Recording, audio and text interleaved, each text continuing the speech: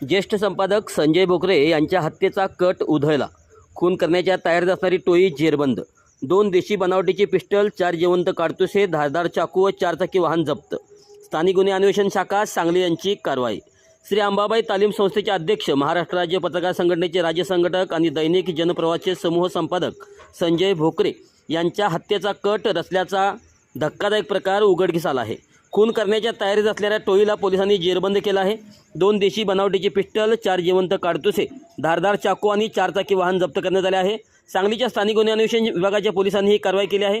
श्री अंबाबाई तालीम संस्थेच्या जागेच्या वादातून आर्थिक फायदा मिळवण्यासाठी हत्येचा कट रचल्याची माहिती अप्पर पोलीस अधीक्षक कल्पना बारोकर यांनी दिली. या प्रकरणी आणखी काही धागेदोरे आहेत का, याच्या मागे कोण आहे, याबाबत सखोल चौकशी सुरू असल्याची माहिती अप्पर पोलीस अधीक्षक कल्पना बारोकर यांनी दिली. दरम्यान या घटनेमुळे सांगलीसह संपूर्ण राज्यभर खळबळ उडाली आहे. या प्रकरणी गणेश चंद्रकांत लोखंडे, विराज प्रकाश बुटाले आणि संग्राम संभाजी फडतरे अशी अटक केलेल्यांची नावे आहेत. तर मुख्य सूत्रधार सचिन आवळे हा परागंदा असून त्याचा शोध पोलीस घेत आहेत. स्थानिक गुन्हे अन्वेषण विभागाचे police head constable Sandeep Tanaji Patil यांना गोपनीय बातमीदारामार्फत माहिती मिळाली.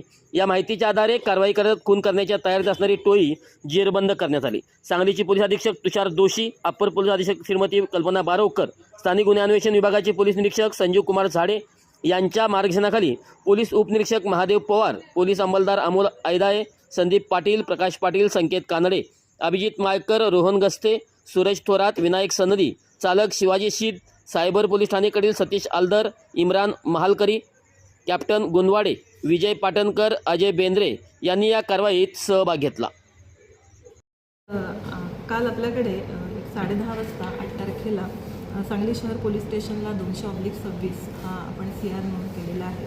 याच्यामध्ये कलम 62 BNS 340 आणि 3(5) त्याचप्रमाणे आर्म ॲक्ट 3(4)25 आणि MB ॲक्ट 192 हे सेक्शन्स आहेत. यामध्ये आपले LCBचे जे लोक होते ते पेट्रोलिंग करत असताना त्यांना गोपनीय बातमीदाराकडनं माहिती मिळाली की एक जो प्रतिष्ठित व्यक्ती आहे त्याच्या खुनाची तयारी काही लोक करत आहेत आणि एक पांढऱ्या रंगाच्या मारुती कारमध्ये हे 3 लोक बसलेले आहेत. आणि त्यानुसार माहिती मिळाल्यानंतर आपल्या LCBची जी टीम आहे त्या LCBच्या टीमने त्या ठिकाणी जाऊन या 3 लोकांना ताब्यात घेतलेलं आहे. आणि त्यांच्याकडे विचारपूस करता असं समजलं की सांगली शहरामधले जे प्रतिष्ठित संजय भोकरे आहेत त्यांच्या खुनाची तयारी हे लोक करत होते. आणि या लोकांकडनं आपण जवळजवळ 2 देशी बनावटीचे पिस्तूल आणि 4 जिवंत काडतुसे, त्याचप्रमाणे एक मोठा चाकू आणि मारुती कार अशा प्रकारचं मुद्देमाल आपण जप्त केलेला आहे. यामध्ये जे आरोपी आपल्याला मिळाले आहेत ते म्हणजे गणेश लोखंडे, विराज बुटाले, संग्राम संभाजी फडतरे आणि सचिन आवळे. याच्यामध्ये सचिन आवळे हा परागंदा आहे आणि 3 आरोपी आपल्या सध्या ताब्यात आहेत. ते सगळे राहणारे सांगलीचे आहेत.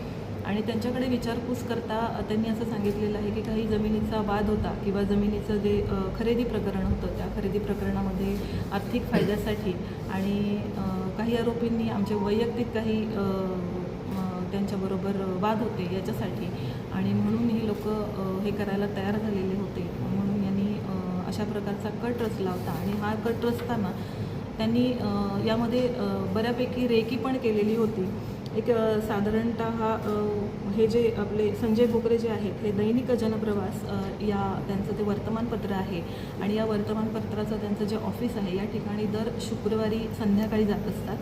आणि या संध्याकाळच्या जायच्या वेळेला या तिघांनी पण या प्रकरणामध्ये रेकी केलेली होती की आपल्याला साधारणतः ते येताना किंवा जाताना कशाप्रकारे जाता येईल आणि कशाप्रकारे आपल्याला यांना ठार मारण्याची जी योजना आहे ती अंमलात आणण्यात येईल. म्हणून यांनी जी रेकी केलेली होती त्या दृष्टिकोनातून ते तयारीत होते की त्यांचा हा प्लॅन शुक्रवारी आपण जो करणार आहोत तो सक्सेस व्हावा. पण आपल्या गोपनीय बातमीदारांकडून LCBच्या लोकांना जी बातमी मिळाली त्याच्यावर आपले SP सर आहेत त्यांच्या मार्गदर्शनाखाली, तुषार दोशी सरांच्या मार्गदर्शनाखाली आपण व्यवस्थितपणे या गुन्ह्याला प्रतिबंध करण्यासाठी आपली पण योजना आपण जी होती ती अंमलात आणली. आणि हे काही करू नये किंवा हे करताना आपण आरोपींना ताब्यात घेतलेलं आहे. आणि आणि अशा प्रकारे मुद्देमाल आणि आरोपी आपल्या ताब्यामध्ये आहेत. फक्त या घटनेमध्ये आपल्याला जे आरोपी मिळालेले आहेत त्यांनी जो हा कट रचलेला होता त्याच्यासाठी त्यांचा काही आर्थिक फायदा होता किंवा किंबहुना हे फक्त जमिनीच्या वादाचा प्रश्न होता की वैयक्तिक त्यांचे काही प्रॉब्लेम्स होते किंवा इतर कोणी याच्यामध्ये आणखीन सहभाग आहे याचा आम्ही शोध घेत आहोत. आता सध्या या तिघांनाही 11 तारखेपर्यंतचा PCR मिळालेला आहे. मुख्य आरोपी जो आहे सचिन आवळे तो सध्या परागंदा आहे. तो मिळाल्यानंतर सुद्धा आम्हाला त्याच्यामध्ये त्याची नक्की कुठली दिशा आहे हे ठरवता येईल आणि त्याप्रमाणे आम्ही तपास करत आहोत. राजकीय सध्या तरी आत्ता तपासामध्ये इथे कुठलीही राजकीय पार्श्वभूमी काही दिसत नाही आहे. केवळ काहीतरी जमिनीचा वाद किंवा आर्थिक फायदा एवढंच कारण दिसून येत आहे.